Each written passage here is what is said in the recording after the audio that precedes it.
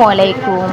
আজ ২১শে অক্টোবর শিক্ষকদের বিভিন্ন দাবি দেওয়া নিয়ে শিক্ষক আন্দোলন কর্মসূচি অনুষ্ঠিত হয়। উনাদের এই কর্মসূচি অনুষ্ঠানের মধ্যে উনাদের যে বিভিন্ন দাবি দেওয়া ছিল, উনারা সেগুলোকে খুবই সুন্দর করে উপস্থাপন করেন।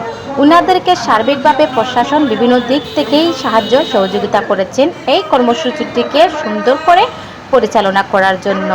উনাদের এই কর্মসূচিটি খুবই শান্তি এবং সম্পূর্ণভাবেই সম্পন্ন করা হয়, নিরপেক্ষভাবেই এই কর্মসূচিটি পালন হয়।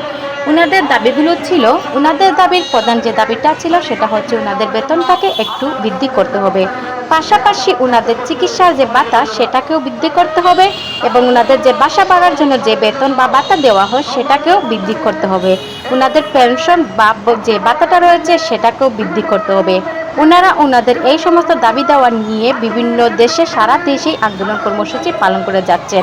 আজকের এই শ্রীমঙ্গলের মধ্যে যে কর্মসূচি অনুষ্ঠিত হয়েছে সেখানে উপস্থিত ছিলেন দেশের বিভিন্ন শিক্ষা প্রতিষ্ঠানের সরকারি এবং বেসরকারি শিক্ষকগণ এবং ছিলেন প্রধান শিক্ষক, সহকারী শিক্ষক সহ সাধারণ শিক্ষকগণ। ওনাদের এই শিক্ষক আন্দোলনে ছিলেন মাদ্রাসারও শিক্ষকগণ উপস্থিত। তো ওনাদের এই উপস্থিতিতে সবাই সবার মূল্যবান বক্তব্য উপস্থাপন করেন।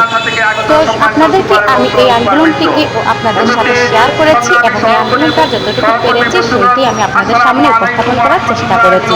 আপনাদের যদি ভালো লাগে আমার এই ভিডিওটি, তাহলে আমার চ্যানেলটিকে সাবস্ক্রাইব করবেন এবং আমার ফেসবুক পেজটিকে ফলো দিয়ে রাখবেন। তো ধন্যবাদ সবাইকে।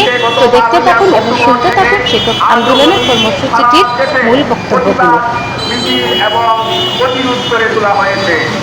আমরা ইতিমধ্যেই জেনেছেন আমাদের এই জাতীয়করণ ঐক্যজোট সংগঠনের সম্মানিত সদস্য সচিব জনাব দেলোয়ার হোসেন আজিজের নেতৃত্বে সারা বাংলার সকল বেসরকারি শিক্ষক কর্মচারীরা তাদের ক্লাস বর্জন করে রাজপথে নেমে এসেছে তাদের ন্যায্য অধিকার আদায়ের জন্য।